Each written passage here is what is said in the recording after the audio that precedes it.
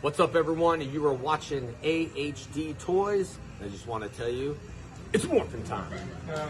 What's going on, everyone? Nathan here with AHD Toys, and welcome back to another video. And in today's video, we are reviewing the Power Rangers Lightning Collection Wild Force Blue Ranger. Now, this literally just got dropped off at my door at Amazon. Unfortunately, my box is a little bit smashed up. So if you're an inbox collector, be wary with Amazon. I think we all know how they treat their packaging like footballs, right? Anyways, so this is wave 12, I believe. Wave 11, wave 12, something like that. It'll have the correct wave in the title down below. But obviously, this is in the same wave as the Dino Thunder Yellow Ranger figure that I just reviewed earlier this week. It is the last of the window style packaging. So if you guys are collecting the window style packaging and you're not aware, they switched to a windowless style packaging where it's all cardboard, no plastic right here, no plastic tray, just 3D rendering of the figure. Anyways, this is the old style packaging, depending on when you're watching this. Window display with the figure right there, artwork on the side, Power Rangers Lightning Collection, Wild Force Blue Ranger, the artwork that wraps around to the side, Wild Force logo at the top, same artwork on the other side without the logo. Legalese at the bottom, barcode if you need it, and just blue at the top. But yeah, guys, enough of the packaging. Let's crack him open and see how cool he actually is. All right, and here we have the figure out of packaging, and well, there are a few things wrong with this figure, but I will get into that in a little bit. As always, we'll take a look at the accessories first. You know what? Let me adjust this camera just a little bit. Pan it down. There we go. So first and foremost, obviously he comes with his two weapon holding hands on him out of factory. He also comes with a set of like claw posing hands. But unlike the Lunar Ranger, these don't have like the sharp nails on them like the Lunar Ranger did. I don't know if you guys remember from that review. I'm not a huge Wild Force fan. Not that I don't like it. It's just one of the seasons I never got into. So I don't know if he's supposed to have the fingernails or not, but just note that even though they do kind of come to a pointed edge, they don't have the extra fingernails molded to them like the Lunar Wolf does. So yeah, just something to note. Obviously, he comes with his little dagger right here. I believe a lot of people's complaint was that the jewel wasn't painted. And like I said, I don't know, but it does fit into the sheath like so.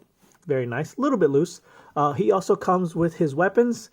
Don't know what these are called. I assume there's some kind of shark weapon, shark daggers maybe. Mostly solid blue, a little bit of gold paint on the eyes, a little bit of silver painting right here at the top. But other than that, they look very nice. I don't know if their weapons combine. I don't know if this is something for later on that they will combine. I really should have looked up more into the season before I started this review. But anyways, there you go. They fit into his hands. A little bit snug, which is good. Snug is always better than loose. And yeah, there you go. Wild Force Blue Ranger. And then last but not least, his final... Oh, actually, I take that back. I'm sorry. He does come with the little lightning effect. I guess you can kind of port that in there however you want it. Unfortunately, it does only come with the one. So maybe it's meant for the dagger more so than his weapons. So I guess like that. These are the blast effects I really don't like. They don't really serve any purpose unless they in a very specific scene. But yeah, there you go.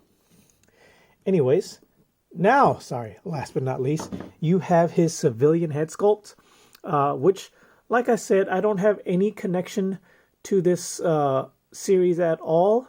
I did look up some up close photos of the actor. It resembles him close enough, not exact if I'm being honest, but at least with this one, the paint apps on mine are done very nicely compared to my Kira, which was like everything was like shifted over. So, and I wanted to note that pulling this out of the package was one of the issues. His head is very loose, and I'm going to be, please don't break. Okay.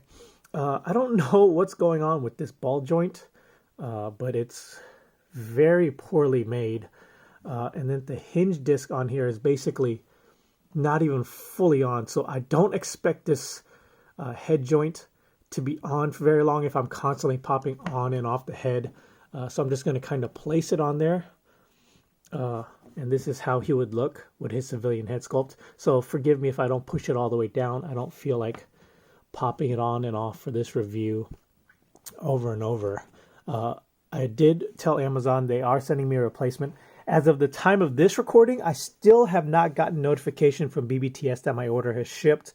They charged me over a week ago now, and it's already Thanksgiving week. I don't know when it's going to start shipping. I'm pretty sure maybe they're on holiday. They'll get it out afterwards. I don't know, but BBTS. Anyways, sorry, that's just a rant. You know, they charged me over $200 for all of my figures, and they're still just sitting in limbo, not even shipped yet. Anyways, here's his helmet sculpt. It's a good looking helmet sculpt, very well detailed, very well sculpted. I like it a lot, actually. I don't know if his mouthpiece is supposed, or visor piece, I guess, rather, is supposed to be this narrow. In some pictures, I saw it pretty narrow. Some, they weren't as narrow. Some were narrower, just, I guess, depending on the angle. But overall, a good helmet sculpt. So put this back on, and that is how you will stay until I get my replacement. So there he goes. So I don't know what it is with this Vietnam plant that they switched to over from, I think, the Malaysian plant, but all my male figures, even some females, have come very loose joints. This torso is kind of loose. Obviously, this is kind of loose. Arms are a little loose.